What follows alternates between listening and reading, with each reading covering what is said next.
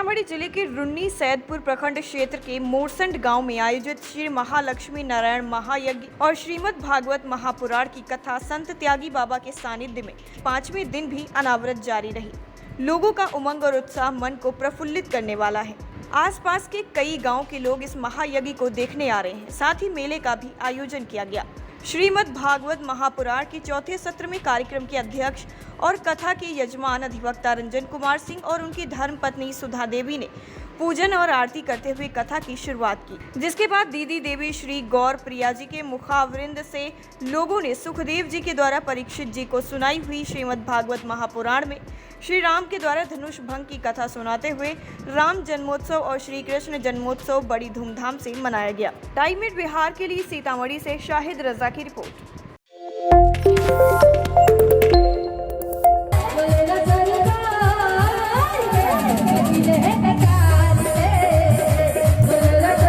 सीतामढ़ी जिले के रुन्नी सैदपुर प्रखंड क्षेत्र के मोरसंड गांव में आयोजित श्री महालक्ष्मी नारायण महायज्ञ और श्रीमद् भागवत महापुराण की कथा संत त्यागी बाबा के सानिध्य में 5वें दिन भी अनावरत जारी रही।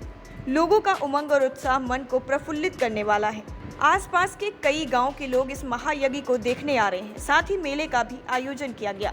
श्रीमद् भागवत महापुराण के चौथे सत्र में कार्यक्रम के अध्यक्ष और कथा के यजमान अधिवक्ता रंजन कुमार सिंह और उनकी धर्मपत्नी सुधा देवी ने पूजन और आरती करते हुए कथा की शुरुआत की, जिसके बाद दीदी देवी श्री गौर प्रिया जी के मुखावृंद से लोगों ने सुखदेव जी के द्वारा परीक्षित जी को सुनाई हुई श्रीमद् भागवत महापुराण में श्री राम के द्वारा धनुष भंग की कथा सुनाते हुए राम जन्मोत्सव और श्री कृष्ण जन्मोत्सव बड़ी धूमधाम से मनाया गया। टाइम मिनट बिहार के लिए सीतामढ़ी से शाहिद रजा की रिपोर्ट।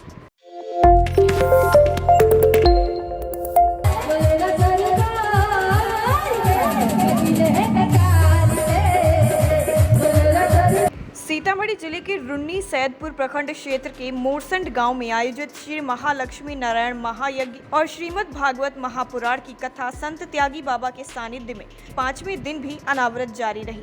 लोगों का उमंग और उत्साह मन को प्रफुल्लित करने वाला है। आसपास के कई गांव के लोग इस महायज्ञ को देखने आ रहे हैं। साथ ही मेले का भी आयोजन किया गया।